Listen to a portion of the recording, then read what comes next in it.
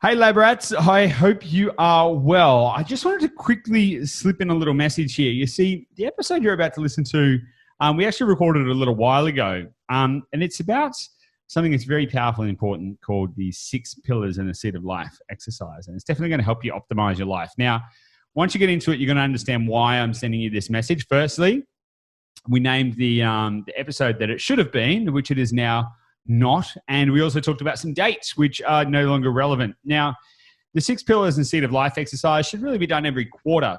Now, what's happened between us recording it and you now listening to it is we've been living in a very dynamic world, with everything that's going on with the coronavirus and, the economy, politics, humans, everything. Some episodes that we recorded became more relevant sooner. So we bumped this on down the list. That doesn't mean it's any less relevant. It is super impactful, and I encourage you to get out your pen and paper because this is going to be a really powerful exercise-based podcast episode where you'll be able to do some real learning that will apply in your real life. But don't be alarmed or confused when you hear things like episode 20 when it's not going to be that. So enjoy. I hope you get the most out of it. I know it's going to be massively impactful, and see you on the inside. Take care. Hey, fellow investors and passionate life enthusiasts, we have got an absolute treat, delectable delight for you in this episode today. Gabby, what did we talk about today in today's episode? We went deep in an exercise that we do every quarter called the Seed of Life / 6 Pillars exercise, which is basically a deep dive and a scoring of yourself in the 6 key areas of life. Yep. So the 6 key areas of life that we talk about and help you to analyze in this episode are health, social, family, financial, career, and mental or intellect. Now, those key areas are the key to creating a life of fulfillment. We covered a lot of that kind of stuff in episode 4 with Ben Slater when I had a great chat with him. But this is really an instructive episode. This is not designed necessarily, absolutely listen to it in your car, listen to it when you're traveling around, but go back to it. This is designed for you to do the work. So make sure you have a pen and a paper before you start listening to this and think about the questions that we ask. This is designed to help move you in a way that is going to help you analyze your life. So make sure you do the work. Have you got anything you wanted to add, Gabby? I'm excited for people to dive in. So am I. Who do you think this is going to benefit? A lot of people.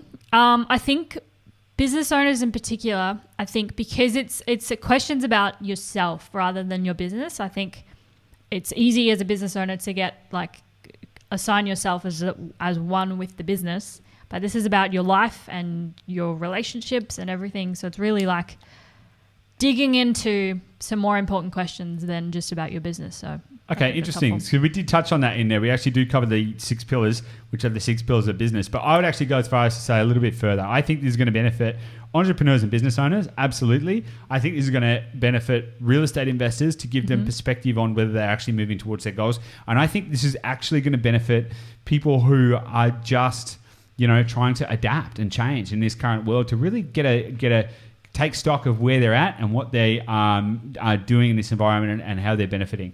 So I really think this is going to have a far-reaching benefit for anyone who wants to really get a deeper understanding of where they're at in their life and if they are moving in the right direction, if they are going from where they are now to where they want to be in a systematic and methodical way.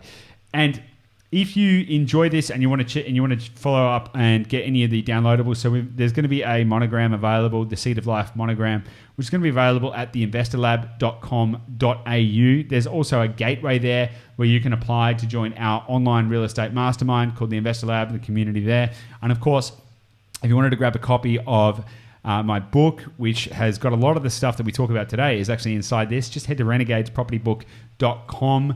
We've got an audio book and an ebook option there.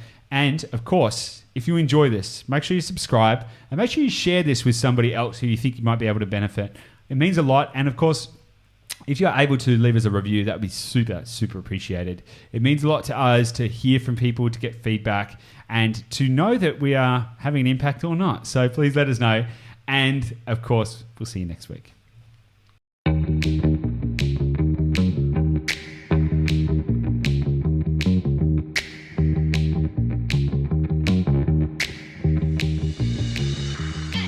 Hello and welcome. My name's Goose. My name's Gabby. And you are listening to the Investor Lab, the auditory epicenter for passionate people seeking a life of freedom, choice, and abundance. And today is our birthday.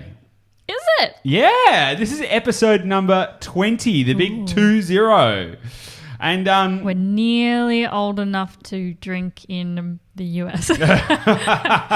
yes, indeed. If years were measured in podcast episodes and we were in the US, then we'd be hitting the cans. So today, what are we going to talk about today, Gabby? Because I know what we're talking about, but do you want to share with the listeners what we're going to talk about today? Because it's it's really cool and really powerful. Yeah, sure. So we do this little exercise once a quarter. It's called the 6 pillars exercise, but we're going to tweak it a little bit today to make it a bit more relevant to the seed of life, which is another kind of concept that we talk about, where it's basically just a quarterly review of every aspect of your life. And it's a really good exercise to stick with and just review every 90 days, and it can set you up for, specific goals in specific areas. And it's just a really good, awareness kind of exercise. 100%. Now, this episode's going to come out on or around April 29th. So around about the end of April, you'll be listening to this. Now, that being the case, at the time of recording, we have recently done our 6 pillars exercise. Now, we tied in with the quarters of the year, so, 1st of Jan, 1st of April, 1st of July, 1st of something. October. And we do it like that, and that rolls around and keeps us pretty dialed in. Now, the function of this is really to help you stay dialed in to your life, your business, whatever, to make sure that you're moving towards your goals systematically. Because it's all well and good to have big dreams, big visions, big ideas, big hopes and dreams and desires and all of this kind of stuff. But unless you are creating measurable pathways to get you to that destination, you're not going to get anywhere. And you'll be doing no different than just daydreaming. Daydreaming is great, because it can fill your cup with enthusiasm and excitement and all of that kind of stuff. But ideas without action are just completely pointless. Ideas without action are not going to get you anywhere. Now, there's another process. We're going to talk about a few things today because really what the main point of this episode is about focus. Because in today's environment, more than ever, we're constantly getting our focus ripped away from us. Now, at the moment, most of the world's in lockdown. And most of the world is the intake of social media has increased rapidly, and there's nothing wrong with social media. Great, enjoy, fun time. The point being though is that your focus is constantly getting torn away from you, and the more diluted your focus, the harder it is going to be to get to where you want to go. It's really that simple. There's two key points in everyone's life: where you are now and where you want to be at any given point in time, and in any situation. There's always a gap. And then it's all about how you're going to get there. Now, if you have read my book, Limitless, The Renegade's Guide to Building Wealth Through Property, some of this stuff will be covered in there. We covered the seed of life. We covered building a 25-to-1 life plan, all of that kind of stuff. Now, if you haven't, go and grab a copy. Head to renegadespropertybook.com. Grab a copy now. It's basically free. It's super cheap. Just get into it because there's a lot of really good personal development stuff in there that you're going to benefit from. The point being, though, you can set your big, hairy, audacious goals. We've talked about them. You can build your 25-to-1 life plan. You can do all of this kind of stuff, but it's so easy to put these ideas on a shelf and let them gather dust. We all want big stuff, right? Everyone does. Bigness is just relative to the human being. My bigness is going to be different from Gabby's bigness, and almost certainly it'll be different from your bigness. But in any case, in any way, you need to know if you are moving towards that goal, and you need to be able to analyze your now to understand if you're in tune and in frequency with what you need to do. So, sound good to you, Gabby? Sounds awesome. Okay, so it doesn't matter when you start doing this, but the thing is, make it a practice. Everything that is worth doing in life requires discipline, in my opinion. And this is no different. So, with that being said, now, in fact, some of the concepts we're going to talk about today, and in fact, the seed of life, 6 pillars, all this kind of stuff, we didn't come up with it. This is not our original works, but it is something we use quite a lot. Now, the mentor who taught a lot of this kind of stuff to us, or gifted these ideas and these paradigms to us, was a good friend and mentor called Ben Slater. Now, back in episode number 4, I had a really great chat with Ben in an episode called The Universal Laws That Govern Success and Fulfillment. That's one of our most popular episodes. So if you're listening to this, take on everything we're going to say in this episode. Then maybe go back and listen to episode number 4 and have a listen to Ben talk about all this kind of stuff as well, because we covered heaps and heaps and heaps of really cool stuff back then. Probably my fluency on the podcast was maybe a little rougher back then, being at episode number 4, but I'm sure you're still going to get quite a lot out of it. With all of that being said, should we just get stuck into it? Do you want to, Gabby? I want you to take a little bit more of a lead in this episode, because I tend to talk a lot. Sure. But I want to give you the capacity. Like this is something you're really passionate about, and I don't want to dominate the conversation. So why don't you lead and I'll follow? Yeah, cool. All right. Well, so I'll start by saying, so there is the 6 pillars exercise, which is primarily for business. So there's 6 kind of aspects of business that Goose and I, we do that once a quarter. Typically for our business, we'll do that on the first weekend of the new quarter. So like the 1st of April, I think was in the middle of the week, or anyway, but we block out time that first weekend of the new quarter to review the previous quarter.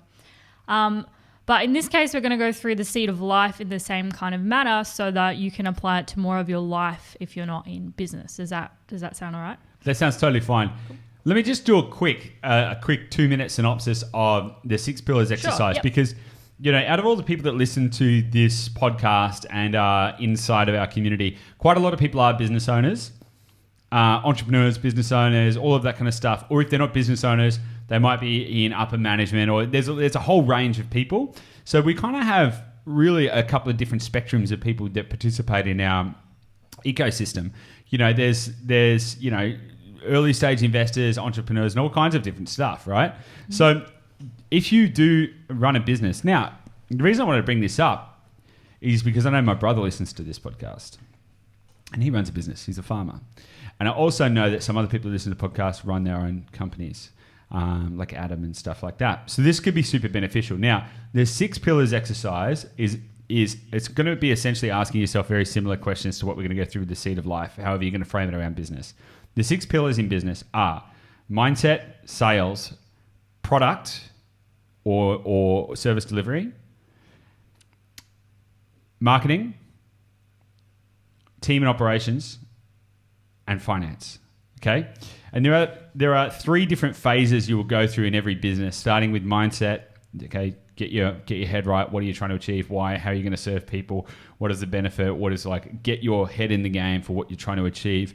Then you'll need to go out and you need to create an offer that converts, and you need to find people that are interested in the solution that you have. Because sales has a bad rap, I think. A lot of people think sales and they think slimy, grimy salespeople, door-to-door salesmen and stuff like that. There's nothing wrong with sales. Sales is a beautiful act of giving and love, I think. Now, sales should not be about trying to convince someone to get what they don't want or need. Sales is service. Sales is leadership and allowing someone to find an opportunity to solve a problem that they have in their life. It's that simple, okay? So if you've got a business that does solve problems for people, then that is your methodology of allowing people to interact with that solution. It's great. Product, service, okay, identify, what is working, what is not working, all of that kind of stuff about what you're doing and how you can improve. Marketing, what are you doing? All of these kind of things. So they're the 6 pillars that you've got to analyze in your business.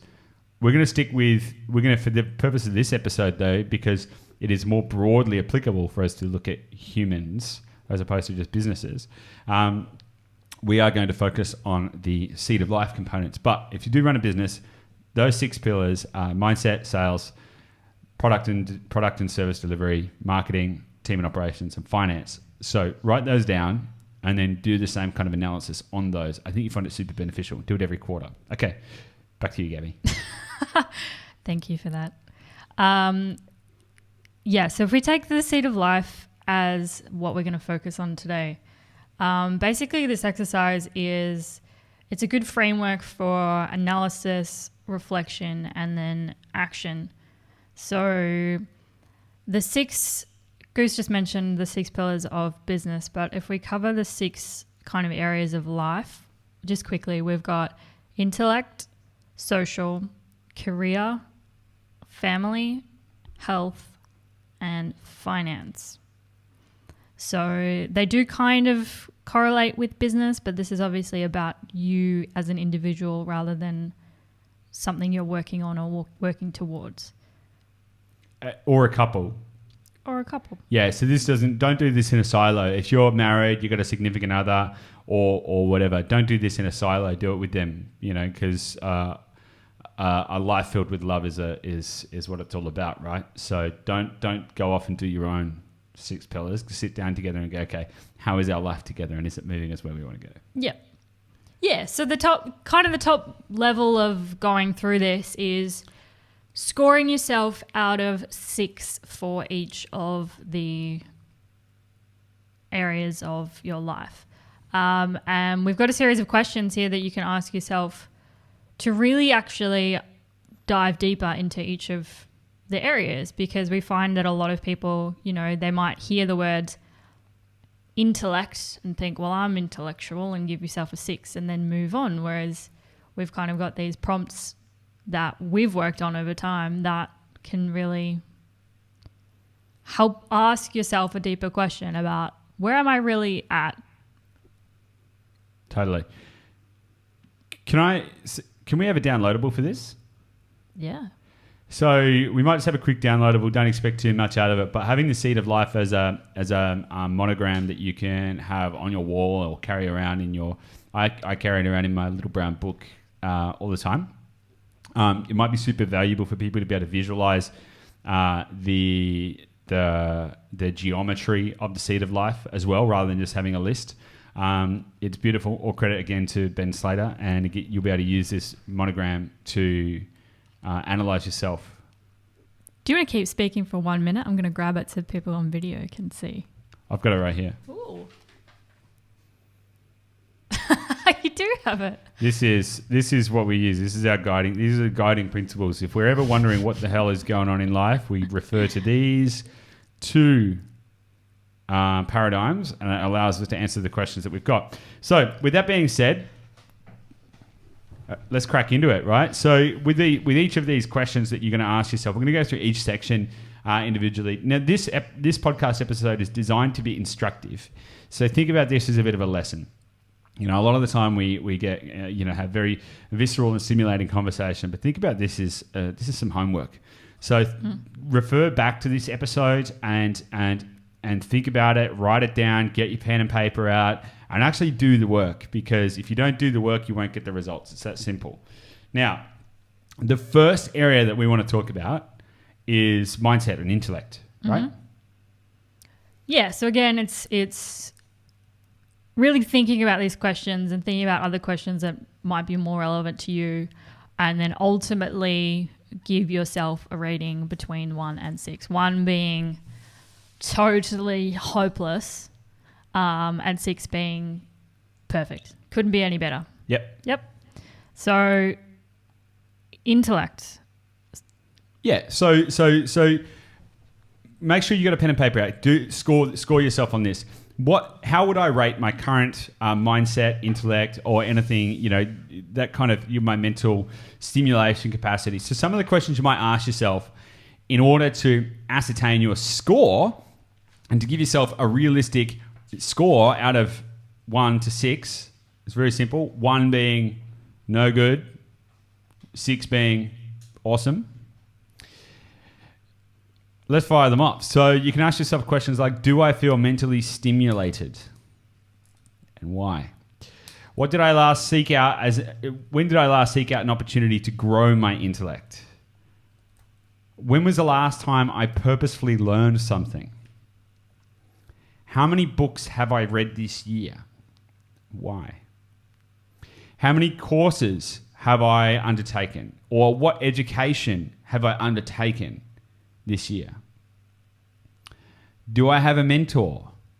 If not, do I need one? I can almost certainly guarantee that you do. Everyone needs a mentor. Everyone needs someone to help light that path, to show them the way where you might not have seen the answers before. I highly recommend it. What are the things that I need to learn to move me from where I am to where I want to be? How does my current intellectual state affect my mindset and my view of the world? And what do I like or dislike about my current intellectual state? So, cool. So we haven't actually done this exercise ourselves yet for Seed of Life. We've done it for our business, so it might be a good idea, Goose, if we actually score ourselves as we go. Yeah, I'm down for scoring it as we go. Awesome. How do you feel about your intellect at the moment? Well, I actually think it's pretty good.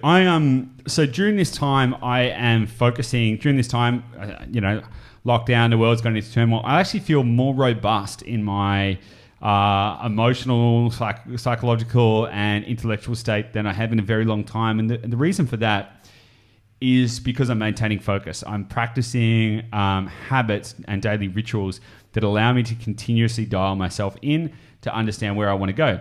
Now, I'm also reading, and I'm also thinking about what I read, and I'm also going on really strict information diets, and I am guarding the gateway to my mind. Times like this, you need to be the warrior at the gate that decides what is going to be going on in there. Because if you can't get your mind right, everything else will fail. So out of 6? I'd actually say 5 out of 6. Ooh, nice. I'm going with a 3 for intellect. Interesting. Feeling a bit rusty in the old thinking department. In the old inputs and just my habits. I think the last month has really quite thrown. There's so much change happening, right? So it's hard, and it requires a lot of discipline to maintain the habits that you know are good for you. And I've kind of let a lot of them slip, particularly reading. Like, I love reading. I am constantly learning, constantly seeking out new ways to do things better in business and in life, and I'm constantly researching things. But it hasn't been a lot of discipline behind it. So I could definitely improve there. 100%. All right, cool. So let's keep the energy up. So we've covered number 1, mindset. I've scored a 5. Gabby, you've scored a 3. Yep. So number 2, social. Yes. So social. And that doesn't mean social media necessarily, but it's very hard to socialize in this current environment. It is. So this is really important. And what we're going to find here, and particularly when you use the Seed of Life monogram and you analyze where you sit on the spectrum of 1 to 6, and you're going to be able to mark when you get the monogram. Highly recommend go to theinvestorlab.com.au, download the monogram, and what you'll see is if you position 1 on the outside and 6 on the inside. Okay, so 1 on the outside and 6 on the inside. You're going to be able to create a really cool spider plot that is going to give you a very a deep understanding of where the imbalance is in your life. So this isn't just about creating a scorecard and going, I'm a 5 in mindset. It's about understanding where the balance lies and where the diametrically opposed imbalance is. Because what you'll find when you look at the monogram and use it is that there'll be a diametrically opposed imbalance. Okay, so when we look at intellect or mental or mindset or however you want to position it, generally the diametrically opposed facet of that is family. Social, the diametrically opposed opposite is career. Okay, so and I think that is going to be very applicable right now. So if we look at social. In today's environment, I think everyone's probably going to have taken a little bit of hit. I've seen a lot of my friends on social media doing like Saturday night beers with the boys and stuff like that on via Zoom, and it's which is awesome. But I think we can all agree that the normal levels of social interaction that we may normally undertake have been stunted in some way. definitely very interesting how different people are adapting to this, because I think it's almost for introverts, I think it's almost an opportunity to connect more one-on-one with your friends rather than in the real world, IRL, where you might go into a group and it might not be your thing, and you might not do that as often because you don't actually really enjoy it. Whereas in through social media, you can connect with one friend one-on-one and have a really good connection and conversation and catch up, versus in a group conversation might not be your thing. Okay, cool. So you're an introvert and I'm an extrovert. You're an introvert and I'm an extrovert. So what you're saying is this is like introvert's paradise right now, because everyone's being forced to it's the introvert's opportunity to socialize, I think. Introvert Eden, lockdown. Okay, cool. I'm very interested to know what your score's going to be then out of social. Okay. That's true. So what I'm going to do is I'm going to fire out the questions, do the work, and then we'll rate ourselves on that. And then what we're going to do is we're going to get to a score at the end. We're going to get to a score out of 36. Okay? Now, the total score is important, but really what's important is using the monograph and understanding where the imbalance lies, I think. So, question number 1. How is my social life? Pretty simple. I don't know. Am I seeing people? Am I doing stuff? Am I chatting with people? Have I spoken to anyone? That might sound funny. That might sound real funny, but I'll let you know a little secret. Some days I'm the only person that Gabby speaks to, and I don't realize, because I speak to people all the time. I will have dozens sometimes of conversations, unique conversations in any given day, and so my cup is full. I'm social, right? And then I've had no idea that I have literally been the only voice that Gabby has heard, and I'm like, oh my god, that's so freaky. That is so freaky. Yeah, we have days full of meetings, and then we have days where we focus on getting work done, and then we have days where I only talk on the podcast. Hey guys, you're my social life. Thank you. Okay, so how is your social life? How often do you connect with your friends? This is a big one. I suck at it. I will be the first person to put my hand up and say I absolutely suck. I am the best friend and the worst friend. I'm the best friend because I'll be your friend for life. If you're my friend forever. That's it. Simple. Done. Don't expect me to call you, text you, remember your birthday, or do anything like that though, because that's outside of my locus of interest. So to all my friends listening, I'm sorry. I love you, and I will always love you, but just don't expect me to call you. So how often do I connect with my friends? I suck at that personally. So how do I expose myself to input from other people, which is really important. How do you expose yourself to input from other people? Because it's really good. You do need to get outside stimulus to give yourself a perspective on where you sit in your life. How often do I share my own views with my peers? Because socializing is not all about listening. It's also about being heard. It's also about expressing. Okay, so make sure you're getting yourself out there and actually communicating with other people. I believe this, and this is what I think, and this is how I feel, and this is what I want. Because it's only through communicating that you will be able to achieve anything. You can have whatever you want in life as long as you're prepared to say what that is. Listen to that again. You can have whatever you want in your life as long as you're prepared to say what that is. If you don't communicate, if you don't share your views with other people, you will never, ever, ever, ever, ever, ever get what you want. Simple. And I'm happy to have a robust argument about that, because it's almost impossible to get what you want if you're not prepared to communicate it. So share your views with your peers. And ask yourself, are the friends I have the friends I really need? That might sound brutal, right? That might sound brutal, but think about it. Not everyone needs to be your friend. Harsh? Maybe. True? Absolutely. Now, what do I mean by that? We've all got friends who we love, who are potentially just a little bit of a drain. Cool. Make that decision. Is the drain worth the love? I've got friends like that I'm like, oh my God, you are such a pain in the ass, but I love you, and you're just you're like that annoying brother that you're going to be with me forever. God damn it. But I love you anyway. You've got other friends who enrich you and empower you and lift you up. they're the best ones, right? They're the ones who are there cheering you on and lighting that fire underneath you to help you grow. Then you got friends that don't necessarily bring any real major benefit into your life and potentially detract from it and are a drain. And maybe you need to, do a bit of a cleanse. Simple. And that might sound rough, but it's true. And if you don't like it, tough. So are the friends I have really the friends I need? And that does not mean be Machiavellian and only make friends with people who are going to get you to where you want to go. That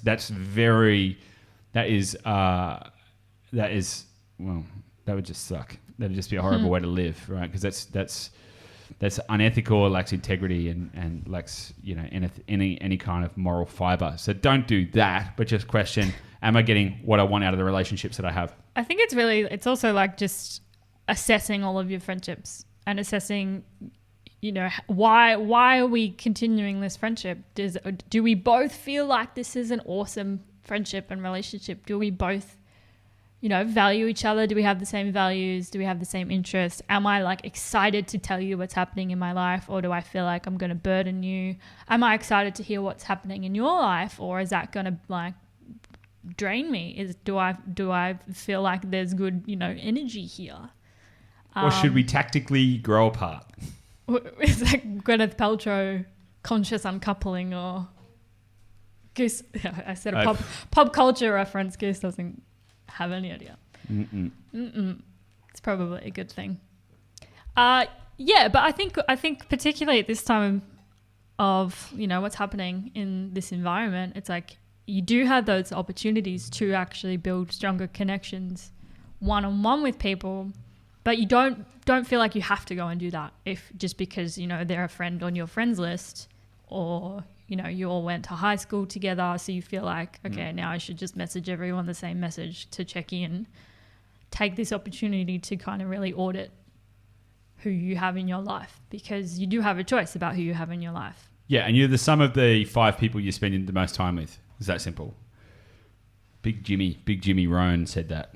If you don't know who Jim Rohn is, Big Jimmy Rohn. He's and then he's he was the guy that made Tony Robbins. He basically birthed Tony Robbins. Jim Rohn gave birth to Tony Robbins in the first male human birthing in history. It was a really great moment. And look at what happened. Brave. Look at what happened. He didn't actually really give birth to Tony Robbins, but Jim Rohn was Tony Robbins' first mentor, or biggest, most influential mentor, and that's one of the things he often spoke about as well. Okay, so let's keep moving through this. I think people are getting the essence of how to approach these kind of questions and how to analyze, which is awesome, because you can't go deep enough. Let me just be really, really clear. You cannot go deep enough. This is not a 5-minute exercise. This is wedge out 3 hours, maybe 4, and don't stop. Just keep going deeper, until you can feel. You'll know when you feel the breakthrough, which sounds a little bit woo-woo, but you'll know it. You'll be like, okay, I finally got it. Now, okay, so just let's keep moving things forward though, right? So, am I interacting with people in my community? Ooh, important. That's very important, because nothing exists in a silo. So now a lot of people think, when we moved to Bondi Beach, a lot of people are there won't be much community there, and all these people are honestly, within 2 weeks, we were on a first name basis with loads of shop owners, people at cafes, and we'd smile and wave at people down the street. And interacting with the community doesn't necessarily mean going and joining the Apex Club or volunteering for the Girl Guides or something like that. It can, if that's what enriches you, but really it's about connecting with the greater community around you, because much like mushrooms have got mycelium to connect them through, we operate on a higher level, and we are connected through emotions, feelings, thoughts, energy, and frequency anyway. So the more that you can connect with your community, the more that you're going to have an impact. It's like dropping ice into a warm glass of water. Does the ice melt, or does the water cool down? Well, both, right? And it's about finding that frequency equilibrium. That's what happens when you communicate and interact with your community. So don't go dark. Don't hide in your room. Cool. And how do those interactions affect me? Cool. Think about that. What do I like or dislike about my current social life? Think about it. Cool. So in order to expedite the rest of this, let's crack on. What's your score for that one, Gabby? 3. I'm going to go 3 too, because whilst I don't do much friend outreach, I am extremely social. Like I'm talking to people all the time, and I feel like my cup is pretty good. Pretty good. But I don't have much room for more talking. So You really don't. No. And I interact and connect, so that's good. Okay, good. Cool. Number 3, career. It's really simple. Do I like my job? Yes, I love my job. It's great. I love my job. Yay! How lucky are we? So let's fire through some questions here. Do I like my job? Is this career my true calling? We've all had jobs just for job's sake, and that's okay. And if your main function is just for it to serve the financial needs of your life, and your life is the greater point, that's fine, but still rate yourself honestly. How do I feel about the impact I am having on the world in my current role? It's a good one. How do I feel about the impact I'm having on the world in my current role? It's great. It's good. That is great. Can I see myself doing what I'm doing forever?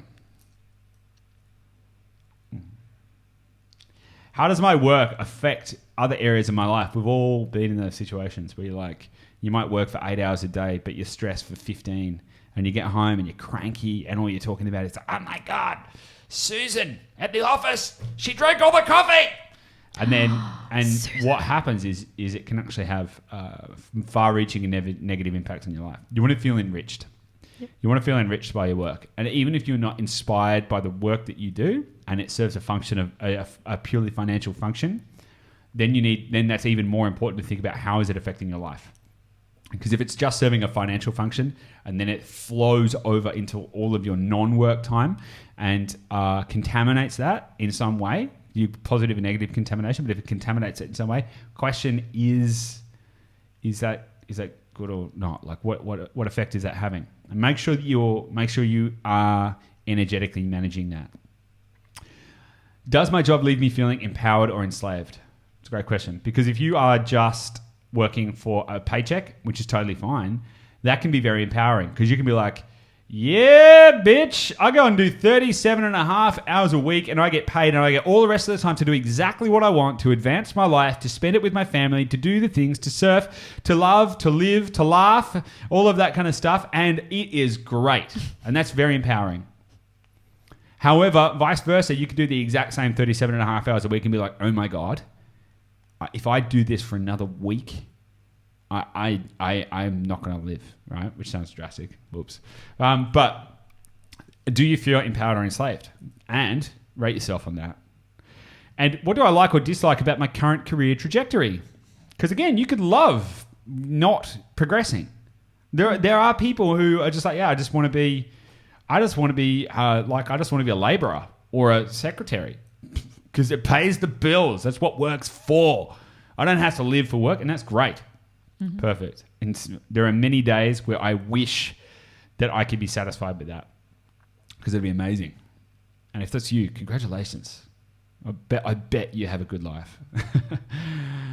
So think about all these questions and rate yourself. Do I like my job? Is this career my true calling? How do I feel about the impact I'm having on the world in my current role? Can I see myself doing what I'm doing forever? How does my work affect other areas of my life? Does my job leave me feeling empowered or enslaved? Or what do I like or dislike about my current career trajectory? Gabby, what's your rating?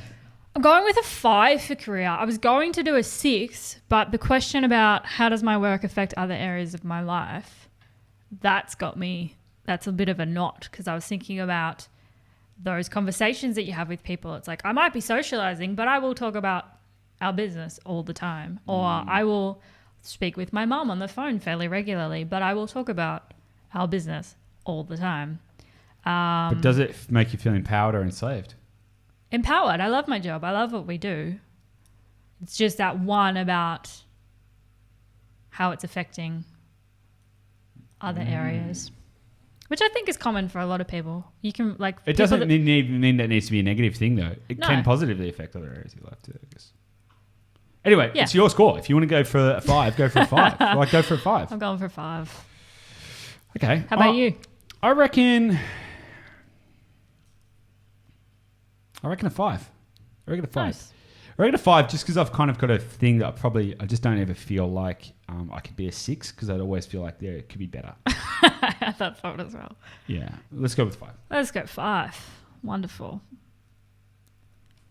All right, cool. So, family. Here's a good one. Could be close family, immediate family, your friend family, your extended family. Dissect this and apply this however you want. This is your partner as well. This is your relationship. Absolutely. Yeah. So this is, exactly. This is relationship. This is, I've got a terrible relationship. Oh, no. That's brutal. I'm right here. Oh. I'm right here. That's what happens when I try to be funny. Oh. Yeah. Okay, so that was you trying to up your social. Me socializing. That was you trying to socialize. Humor. Yeah. Okay. So, family, cool. So, how much quality time do I spend with my family? Remember, family can be interchanged with loved one, partner, whatever. And obviously, spending time is very different right now compared to. I think it's a big shock for a lot of families right now who physically would spend a lot of time together usually. Like we live interstate from all of our family, so we're always on the phone or on video calls or whatever. So it's not hugely different in terms of spending time, but a lot of families I know have the big like weekend get-togethers and they live around the corner from each other. Like that would be really hard for a lot of people at the moment. 100%. So this is how much quality time do I spend with my family? Not just how much time. Being locked in a room with your partner screaming about who's going to do the dishes is maybe not quality. Maybe it is. I don't know. It's up to you. I'm not here to tell you what's a good relationship for you. You do whatever you got to do. You do the dishes. Okay. See how easy that was, guys? That's great. Quality time. All right. So how much quality time do I spend with my family? How often do I communicate with my loved ones? It's important. I'm communicating with my loved ones more now than previously. So with my family, my friends, again, sorry guys. But mum, dad, my brother, all that kind of stuff. Like we're talking a couple of times a week because everyone's feeling a little bit more disconnected. So we're making an effort to connect a lot more actually, which is great. I'm actually really loving it. I'm actually really loving speaking to them more, not less, which is great. Yep. So how often do I communicate with my loved ones? Do I share my life openly with my family? Do they actually know what's going on with me? Your parents do. My parents do. Yeah, I mean, anyone who's... Your parents know every wart of your life. Yeah, I mean, like, all you need to do is pick up a copy of Limitless, The Renegade's Guide to Building Wealth Through Property. They could probably recite the book to you. The first page, if you're unclear just how transparent I am with my life, just open up the first page. That's it. It's simple. So, do I share my life openly with my family? Yes. Well, that's for me. Sorry, I don't want to answer for you. Does my family feel loved, heard, and respected? How do my actions affect both me and them? What do I like and dislike about my family situation right now? This is deep because this is really important shit. So I'm going to read those questions again, then we're going to hit a score. Okay? How much quality time do I spend with my family? How often do I communicate with my loved ones? Do I share my life openly with my family? Does my family feel loved, heard, and respected? And a good caveat to that is, how do you know? Like, how do you know if they feel loved, heard, and respected? Think about it. It's really important. How do my actions affect both me and them? And what do I like or dislike about my family situation right now? I'm going to go 3. I'm going to go 3 because I think we've got an amazing relationship and I value that. And I'm communicating more with my family. That's great. But we haven't seen each other for a long time. And I feel like that's a really big thing as well. You know, I haven't seen my nephews in some time. And, you know, I feel like there's a bit of lack there. So I'm going to go 3. 3 is kind of 3 out of 6 is still halfway. Yeah. So I'm 5-3, 5-3 so far. What are you, Gabby? I'm going to 4 for family. I'm connecting a lot more with my immediate family, mom, dad, my brother, a lot more than I have been. obviously physically visiting people is not an option right now, but they do live interstate.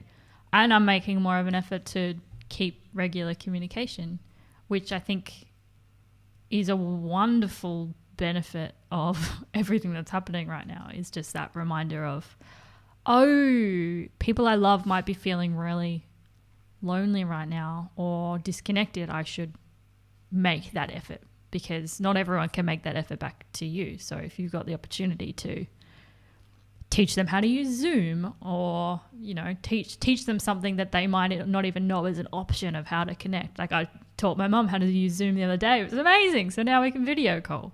Awesome. Yeah. I think with that as well, it's like, I don't know if anyone knows there's this concept of like the 5 love languages. So it's like, I can't remember what the languages are, but it's like kind of understanding what the people that you Italian, love. French. They're the two. Yeah, They're the Italian two. and French. They're the 2 love languages. But it's kind of like the communication that your loved ones feel the most love from, I guess. So like myself and my mom, like ours is like quality time. So like you don't really need to like do things. Like a lot of people, you know, want like material gifts, or some people want you to do them favors and like physically like do things for them, or some people like romantic words and like I love you all the time, and whereas other people just want that quality time together. What's mine? Acts of service. Is it? I think so. Because I can't remember exactly what. It's what you do as well as what you receive. Yeah. Right? So there's different. I don't want to go too into it, but there's like different. Why There's not? like there's a way that you express your love. What like naturally how you communicate love. I can't remember what the 5 things are, but you look them up. They're quite interesting. So there's a way that you express it, and there's a way that you like to receive it. So like I think I both give and receive quality time. Like that's my thing. Like I don't care. We can sit next to each other and not say anything. And that's amazing, because like you've chosen to give up your most precious resource, time, to spend with me. You've given that to me, and that's just as well we spend 24 hours a day together. I know. How lucky. Okay, cool. All right, awesome. Anyway, that was a diagram. No, that's awesome. I think the 5 love languages is a great intersection to think about this kind of stuff. I think it helps to give some like context of like why some of your family are really easy to talk to, and like you really feel value talking with them all the time, and then others you might not, because they might not have that same way of communicating. Yeah. Or their thing might be, you know, physical hang out together, and we can't really do that right now. So it's absolutely. Yeah. I would say my sister-in-law is like that. Her communication, no, she's not that interested in jumping on the phone. I haven't spoken to her on the phone in, I don't know. But I know that she values the time that we get to spend together. Yeah, very good example. Yeah, yep. She really values that. Okay, awesome. So health. This is a good one. Okay, particularly right now, the thing that is going to aid and abet your mission for success more than anything else right now, I think, is going to be health, because it's one of the things that's going to be most heavily impacted by the current environment. And I don't just mean if you happen to get the coronavirus, I also mean because maybe you're not working out as much. I know that I'm not, and I'm actually really struggling with that. So I'm doing stuff like I've implemented an intermittent fasting routine, as well as still trying to maintain daily exercise, albeit not as intense or as, you know, structured as it once was. I'm still trying to make sure I'm moving my body and keeping the muscles moving and doing all of that kind of stuff. But I'm managing it through a combination of diet and exercise. Whereas prior to lockdown, you know, I was eating 6 meals a day and lifting a lot of weight. Now I'm like, I was eating 6 meals a day in lockdown, and that didn't go very well. I was making them gains, but not in the right way. So, health. Okay, so very simple. How is my health? Am I in good shape? It's very subjective, but you tell me. Do I feel energized? This is a good one. do I feel energized? Because you need to, energy management is the most important thing that I think everyone needs to focus on. That can be your sleep, that can be all kinds of stuff. But you need to think, am I energized? And if not, why not? Is it my diet? Is it my sleep? Is it what's going on? Is it that I'm not getting enough exercise? Am I sick? Am I generally happy? What is my mindset? Now, this kind of loops back to the first part, intellect, but it's really important because you've got mental health and physical health, right? And health definitely comes into that. What is my mindset? Am I positive? Am I depressed? Am I happy? What's going on?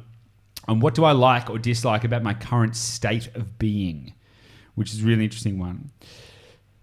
Now, these are all pretty simple stuff. It's basically, am I in good physical, mental, and emotional health? Like where am I? I'm gonna go 3. I'm gonna go 3 for this one.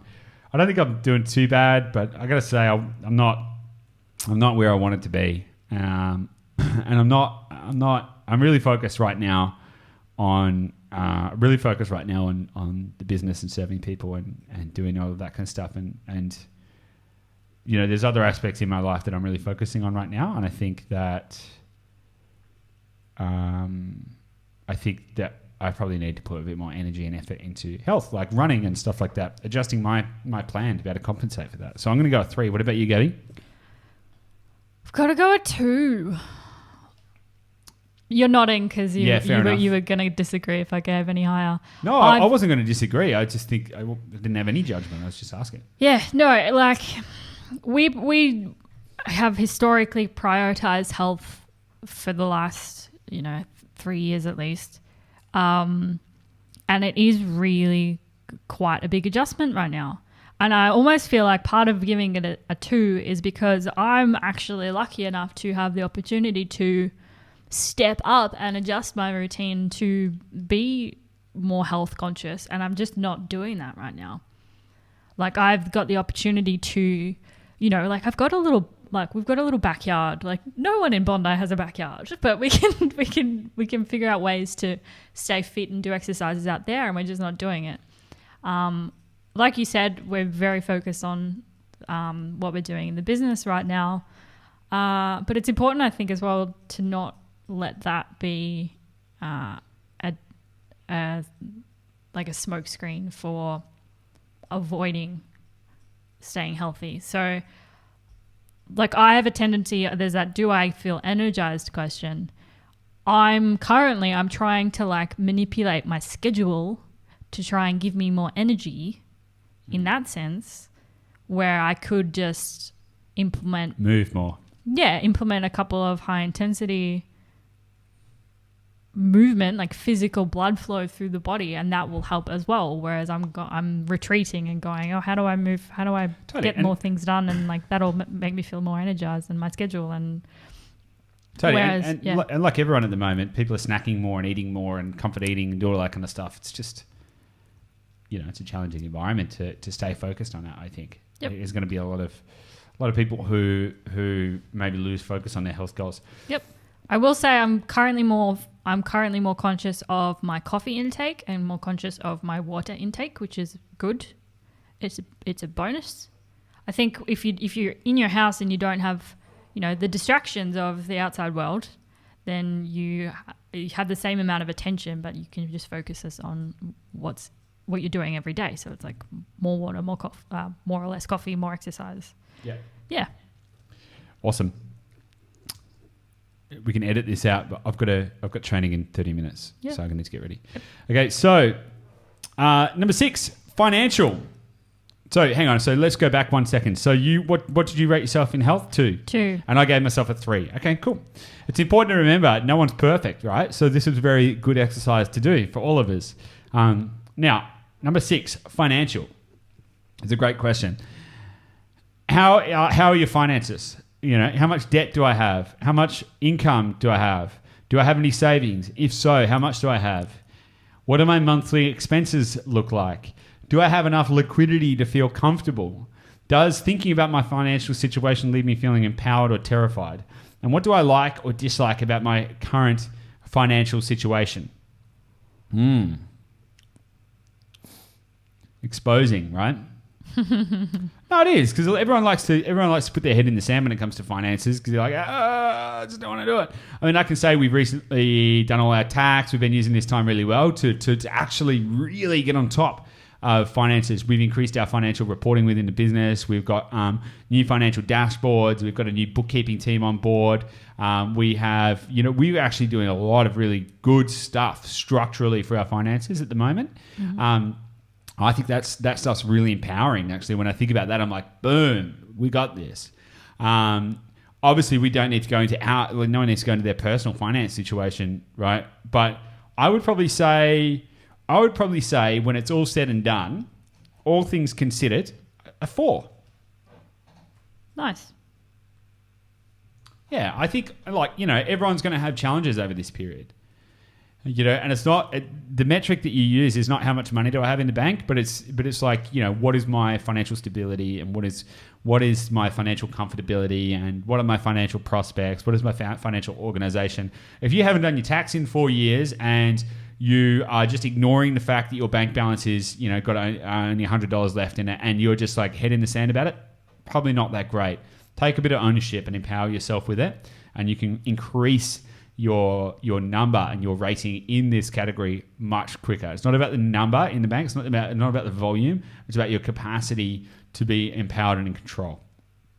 Yep. I'd probably say a 4 as well. I'd love a bit more clarity. Everyone wants more clarity.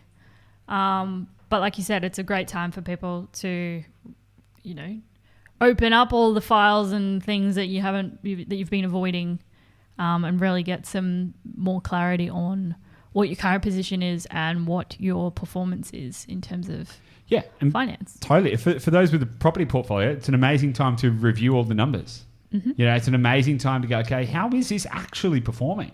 Let's go and back check it. Let's go and say, okay, how much has it grown? What is the yield changed to? Is this what I need? What are the expenses? Get your shit together and actually understand where you're going, and if you're being financially served by the actions you take.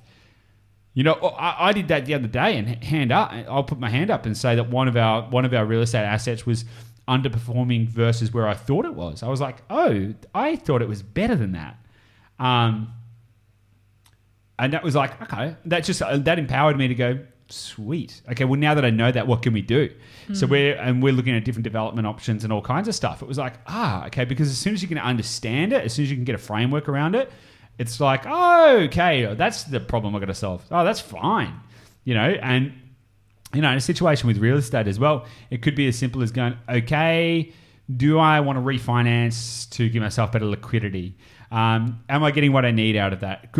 You know what? Should I add a granny flat? Is now the right time? Should I be doing whatever? What are any of these kind of things? And understanding that, it's a really great time. Like, the more that you can understand your finances. A lot of people have got a fear about finance. They've got a fear about numbers. They've got a fear about tax. It's like, receipts and just spreadsheets.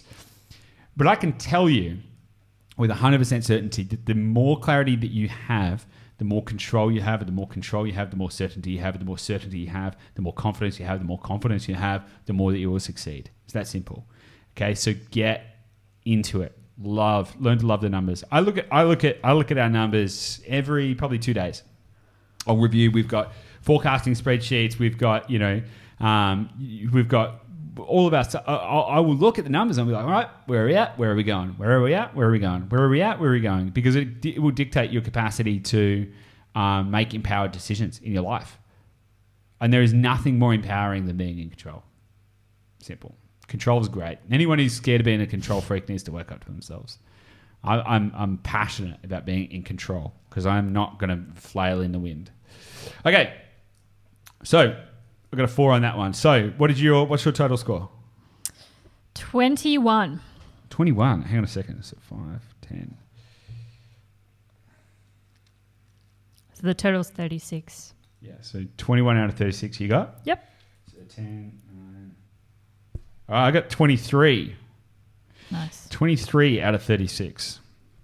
Okay, so do I get 23 out of 36?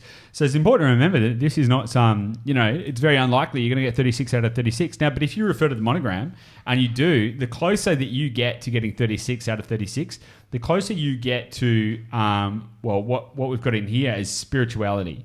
Now, spirituality can mean a variety of different things.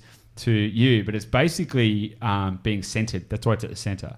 You'll be in flow. You'll be in tune. You'll be in harmony with both your yin and your yang, if you get all of that right. Now, I think it's a potential piece as well. That's how I like to see it. So I see like this score out of 36, I don't see that as super relevant because it's very easy, particularly if you're a high achiever, to see that and go, well, that's not good enough. That's 21 out of 36. That's shocking. But it is like if you use the Seed of Life monogram, you can draw it out and really get a good idea of where in each of those areas you need the most work. It's not so much about the final out of 26 score, I don't think. Yeah, I agree. And if you use the monograph, which you can download, which we'll make available after this, then it's going to make a hell of a lot more sense when you start to see where the imbalances lie in your life. So I got 23, you got 21. That's pretty cool. And we've also identified some areas that we can improve in our life. So, from now, I can really think about that and go, well, what can I do to lever up? Like, how can I increase those areas that are lacking and get more balance in my life? So, I know that I've got to put a bit more effort into physical health and fitness, for example. So, which is really important. Yeah, me too, apparently. For sure. So, now I hope that this has been beneficial. I hope that this hasn't just been some rambling monologue or whatever from both of us about, scoring our own personal lives. The whole purpose of this episode was for it to be instructive, for it to give you a tool and a framework to analyze where you're at in your current life, which in this current environment is more important than ever. It's so important right now to really take stock and to understand where you are now, where you want to go, and are you moving in the right direction, and where you can improve. What's sticky? Where are you stuck? Gabby, have you got anything to add before we want to wrap this up? Yeah, I was just thinking about how I think these kind of exercises are really important because so many people go out there trying to find tactics and what the next move can be for them without actually really understanding who they are or where they're at. So that's really how I see this fitting into real estate is like, don't go searching online right now going, hey, well, tell me what tactic I should do next. Really take the time now while you have the opportunity to ask yourself these questions, and it will help you dial in who you are, where you want to go, how you're going to get there, where you need to focus. And then it makes more sense when you start looking at tactics and start speaking to other people what aligns with that. 100%. Yeah. So if you're, because it's very easy to, online or go into different forums and ask for advice on, should I build a granny flat right now? Whereas if you haven't done this work and realize that you're financially incompetent. Well, maybe you don't need it, or maybe you can't do it. Yeah. Yeah. Or maybe you're super busy with your career, so you shouldn't take on a new build project right now. Exactly. And the function of this being done every 90 days fits in with the 25-to-1 life plan, right? So 90 days is 1% of your 25-year journey, right? Now, if you think about things over the span of 25 years, it allows you to set big goals and move towards them systematically. So what this will allow you to do is go, okay, in this 1% and over this next 90 days, what am I going to improve? Because change doesn't happen in a week. Everyone wants everything to happen really fast, but you need to set the parameters of what you're going to improve on, change, deliver, focus on, achieve in the next 90 days. And that gives you a framework. And then you can review it when you go back to the next 90 days and go back to the last, what you wrote down, do your analysis, and then go, oh, so this is where I was at 90 days ago, and this is where I am now. Okay, shit. Did I actually improve, or did I get worse in certain areas? And what can I do from here? It's a course correct opportunity. For sure. Now, if you have found this beneficial, head to the investorlab.com.au. I believe we'll have it downloadable. You can find all of our podcast episodes there. You can subscribe. If you've enjoyed this, make sure you please share it with someone that you love and cherish and care about or want to help, because I know that there's some really good stuff in here which is going to help move you forward. We mentioned the book a couple of times, so If you want to get a copy of that, just head to www.renegadespropertybook.com. There's an audiobook and an ebook option for you to get during this time to digest.